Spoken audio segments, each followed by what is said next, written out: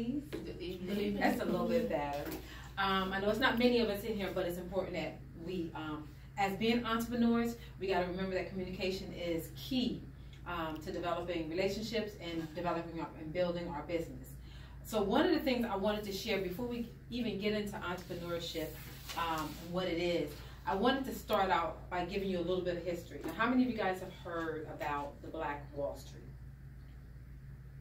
Good. So you know about the Black Wall Street.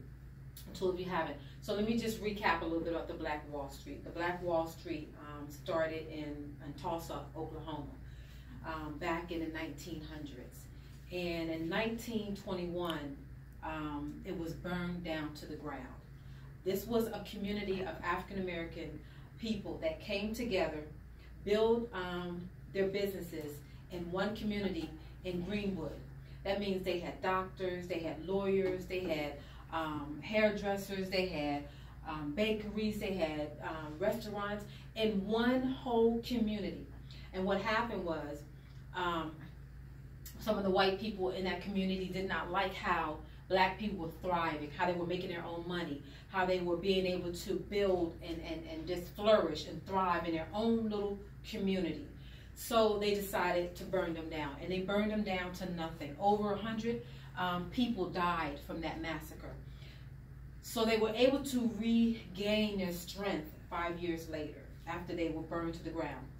But by that time, they started rebuilding, and what happened was desegregation came.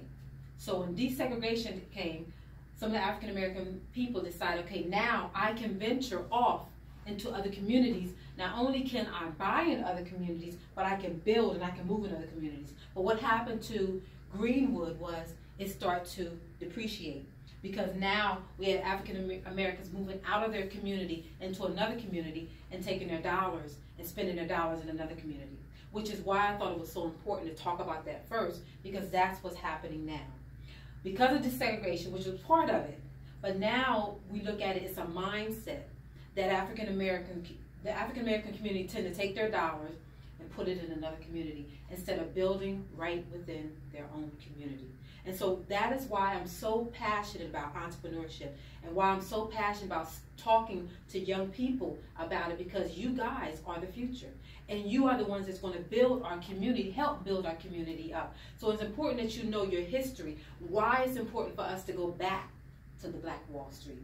And sometimes I even call myself the next Black Wall Street, because I believe that in order for us to build it up, we have to start somewhere. Even with a small thing, like starting a business, you could start with a book. You could start with a t-shirt.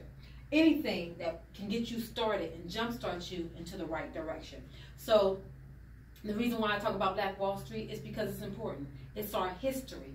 We are not to forget our history, so that we can remember that our future lies in our history, and it helps build the next generation and the next generation and the next generation. So it's important for us to start out, what can we do as a community to help bring those dollars back into our community? So if you go to the hair salon, where do you go to buy your products? Is there any place right in your community that's owned by an African American person that you buy hair products? Yes or no? No? No. There is no place. So why don't we start thinking about, how can I grow my business? Oftentimes we hear that that line, well, you know what, they won't buy from me, or you know what, that market is not, I can't get into that market because it's already bought out by the Koreans or by another group of people. We have to stop thinking like that. We have to start thinking about, what can I do?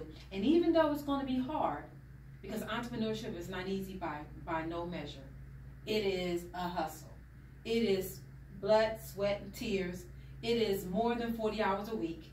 It is more than just clock in or wake up in the morning and say, okay, I'm going to do this, I'm going to do that. You have to really focus on and have a plan. And we're going to talk about a little bit today about having a plan, because that's important. We have to make sure that we start with a vision. We start with a plan. We start with how we're going to use our talents and our gifts and turn them into something that we can have a profit. And that's called our passion. It turns into our purpose. And so we're going to start off by talking about some of those things. I call them my 8 Ps, because I think they are so important.